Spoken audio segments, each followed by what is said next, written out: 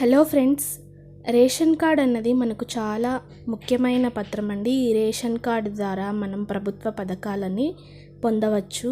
ఈ ration card లేకపోతే మనం ప్రభుత్వ పథకాలను అందుకోవడంలో విఫలమవుతాము, అంటే మనకు కష్టం అవుతుంది.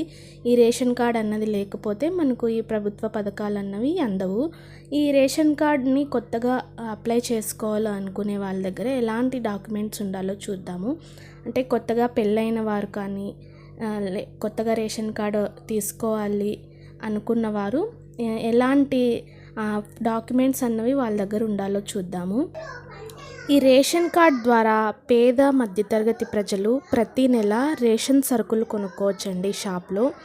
అంటే బియ్యం, కందిపప్పు, నూనె ఇలాంటి సరుకులన్నీ కూడా మనకు చౌకగా దొరుకుతాయి రేషన్ షాప్లో.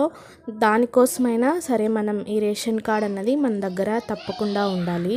రేషన్ కార్డ్కి అప్లై చేసుకోవాలంటే ఫస్ట్ మనకు ఆధార్ కార్డ్ ఉండాలండి. మొబైల్ నెంబర్ లింక్ అయిన ఆధార్ కార్డ్ ఉండాలి. అలాగే ఒక మొబైల్ నెంబర్ కూడా ఉండాలి మన దగ్గర. సెల్ఫ్ డిక్లరేషన్ సర్టిఫికేట్ అన్నది ఉండాలి.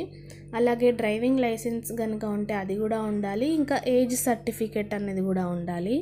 సో ఈ డాక్యుమెంట్స్ అయితే మన దగ్గర ఖచ్చితంగా ఉండాలండి. ఈ డాక్యుమెంట్స్ ఉంటేనే మనం రేషన్ కార్డ్ అప్లై చేసుకోవడానికి కుదురుతుంది.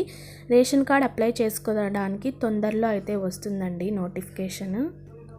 కొత్త రేషన్స్ కార్డ్ అప్లై చేసుకోవడానికి ఇంకా ఆప్షన్ అయితే రాలేదండి. ఈ ఆప్షన్ తొందరలోనే వస్తుంది. ఆప్షన్ వచ్చేలోగా మనం ఈ డాక్యుమెంట్స్ అన్నీ రెడీగా మన దగ్గర పెట్టుకుంటే ఆప్షన్ వచ్చిన వెంటనే అప్లై చేసుకోవచ్చు.